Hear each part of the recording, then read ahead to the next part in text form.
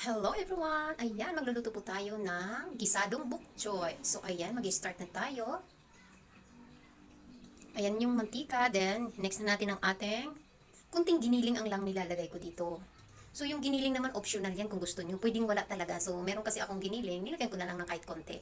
Pero pwedeng wala pong meat, as in, masarap pa din ang bok choy gisado pag walang meat. Promise yan. So optional kung gusto nyo lang ng meat, kaya naglalagay ako ng meat. Pero Carrie Bells yung walang meat ha. So ayan, ginigisa-gisa. Lulutuin lang natin ang ating giniling dito or ground pork. So ayan, nilagyan ko siya ng black pepper and salt. Tinimplahan ko na rin pala siya. Hanggang maluto siya. Then ine-next na natin yung ating garlic niyan. Igilid lang natin. Same lang, dyan lang din. Tapos ilagay na natin yung ating garlic. So yan, medyo marami ang garlic nilagay ko kasi pag magigisa kasi tayo, lalo na kung wala kang meat ilalagay, damihan mo yung garlic.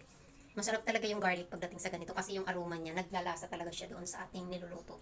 So inex na natin ang ating onion, then yan, sama-sama muna sila. Then after nyan, ilalagay na natin ang ating yung part ng bok choy na matigas. So ayan, unahin natin siya paglagay. Then ilalagay natin yung mixture natin dyan is oyster sauce, may konting water, black pepper, sugar. Yun ang ko dyan ha sa aking sauce. Yung oyster sauce, i-mix mo na with sugar, pepper, black pepper, ganon. Ayan, yun na yung ating pinaka-sauce niya dyan. Kunti lang, pangtimpla lang sa ating gulay. Pero napakayami niyan, promise. Yung oyster sauce dyan, 3 tablespoon. Pero kung gusto niyo more than, okay lang yun. Mas malasa siya. So, nag-add din naman ako dyan ng konting salt. At saka, soy sauce, nag-add din ako niyan, ha? Yan. Ilagay na natin doon kasi luto na yung ating. Ayan. Then, next na. Ayun na. Saglit lang naman yan lutuin yung dahon, diba? So, saglit na lang yan.